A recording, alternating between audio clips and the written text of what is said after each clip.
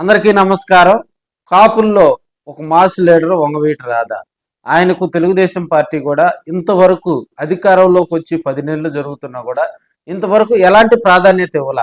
So ఇప్పుడున్న పరిస్థితుల్లో ఆయన యూటర్న్ రాజకీయాలు తీసుకుంటారని, ఒకవైపు వైసీపీలోకి వెళ్తారని, మరోవైపు దాదాపుగా ఆంధ్రప్రదేశ్లో ఉన్నటువంటి ప్రతి కాన్స్టిట్యున్సీలో కూడా వంగవీటి రాధాకు ఒక ఫ్యాన్స్ ఉన్నారు. సో వారందరూ కూడా గట్టిగా చర్చించుకున్నటువంటి సందర్భాలు అయితే గతంలో మనం చూసాం.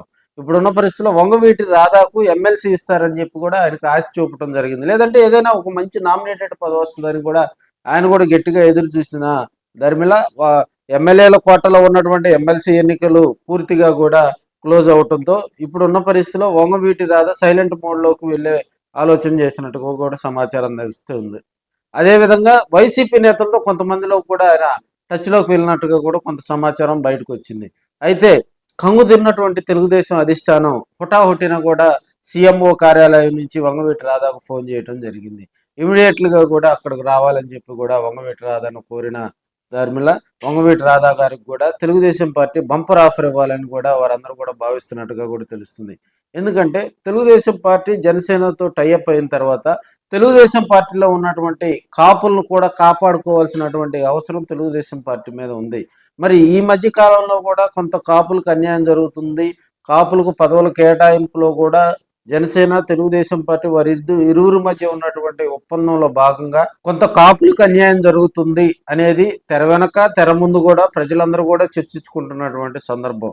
ఈ ఎఫెక్ట్ తెలుగుదేశం పార్టీకి చాలా ఇబ్బందికర పరిస్థితులు వస్తాయి రానున్న రోజుల్లో అనేది కూడా అధిష్టానం, అదేవిధంగా కొంతమంది పెద్దలు కూడా చంద్రబాబు నాయుడు గారి దృష్టికి తీసుకెళ్ళినట్టుగా కూడా తెలుస్తూ ఉంది. ఒకటావటిని కూడా వంగవీటి రాధాకు ఒక కీలక పదవి ఇవ్వాలి. ఆ పదవి కూడా కాపులందరూ కూడా తెలుగుదేశం పార్టీ వైపు మళ్ళీ ఆకర్షితులయ్యే విధంగా ఉండాలి. వంగవీటి రాధా సేవలను కూడా తెలుగుదేశం పార్టీ వినియోగించుకునేలాగా కూడా ప్రయత్నాలు జరుగుతున్నట్టుగా కూడా మనకు తెలుస్తూ ఉంది.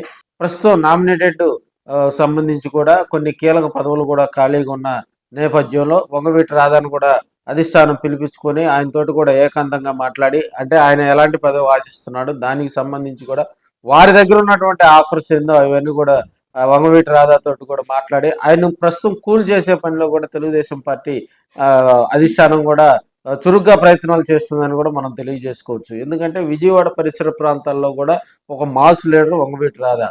ఆయన యువగలం పాదయాత్రలో కూడా లోకేష్ బాబు తోటి, చంద్రబాబు నాయుడు గారితో కూడా 2019 నుంచి 2024 వరకు పార్టీ అధికారంలో రావడానికి కూడా ఆయన అనేక నియోజకవర్గాల్లో పర్యటించి కాపులను క్రోడీకరించి కాపులతో కూడా మమేకమవుతూ కాపు ఓట్లు తెలుగుదేశం పార్టీ వైపు తిప్పటంలో కూడా వంగవీటి రాధా కీలక పాత్ర పోషించారనేది అందరికీ తెలిసిన విషయమే.